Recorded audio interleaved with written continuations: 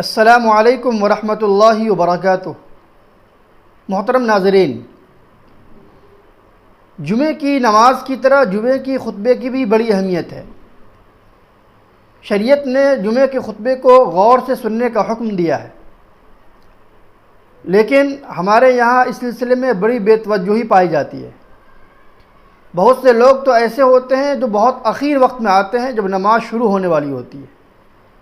یہ جمعے کی اہمیت کو پامال کرنا ہے، اس لیے ہمیں اول فرصت میں موقع نکال کر آنا چاہیے اور ثواب حاصل کرنا چاہیے۔ دوسری بات یہ کہ بعض مساجد میں دیکھنے میں یہ آتا ہے کہ جمعے کا خطبہ ہو رہا ہوتا ہے اور چندے کے ڈبے گھمائے جا رہے ہوتے ہیں۔ یہ بھی مناسب نہیں ہے۔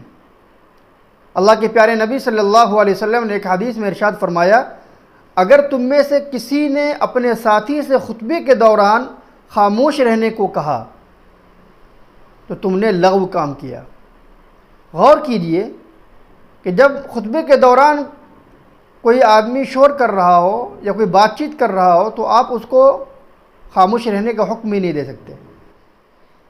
خطبے کے دوران آپ زبان سے ذکر بھی نہیں کر سکتے، تلاوت بھی نہیں کر سکتے، دعا بھی نہیں کر سکتے، درود شریف بھی نہیں پڑھ سکتے۔ جب یہ سب مبارک کام اور نیک اعمال نہیں کر سکتے تو پھر چندے کے ڈبے کو گھمانا کیسے جائز ہو سکتا ہے؟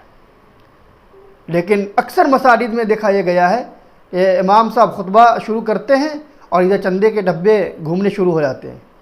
اس لیے اس سلسلے میں بہت زیادہ احتیاط کرنا چاہیے اور جمعے کی نماز کی اہمیت کو سمجھنا چاہیے اور خطبے کی اہمیت کو بھی سمجھنا چاہیے، کیونکہ اس کی وجہ سے خطبہ سننا دشوار ہو جاتا ہے اور آدمی کا ذہن بڑھ جاتا ہے۔